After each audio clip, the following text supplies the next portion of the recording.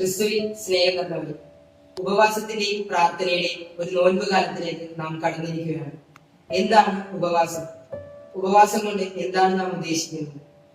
മർക്കോസ് വിശേഷകൻ ഈശോയും യോഹന്നാന്റെ ശിഷ്യന്മാരും തമ്മിൽ ഉപവാസത്തെ കുറിച്ച് തർക്കിക്കുന്നതായി എഴുതിയിരിക്കുന്നു.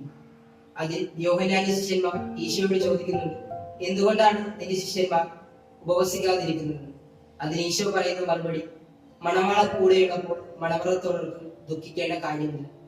നാം ഒന്ന് ചിന്തിച്ചാൽ നമ്മുടെ പ്രിയപ്പെട്ടവർ, അത് ചിലപ്പോൾ നമ്മുടെ മാതാപിതാക്കളാകാം, സഹോദരങ്ങളാകാം, മക്കളാകാം.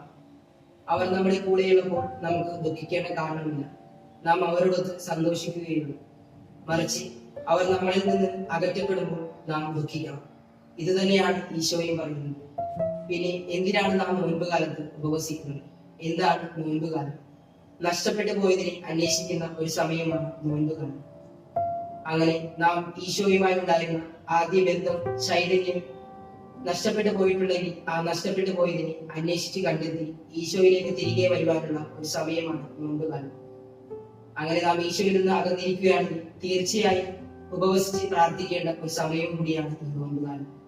സുവിശേഷത്തിൽ പറയുന്നത് പോലെ ആരെയും വിധി പറയാതെ എല്ലാവർക്കും ഇഷ്ടമുള്ളവരായി മാറി ജീവിക്കുവാൻ ഈ നോൻപ് കാലം നമ്മെ ഓരോരുത്തരെയും സഹായിക്കട്ടെ എന്ന് ഞാൻ പ്രാർത്ഥിക്കുന്നു.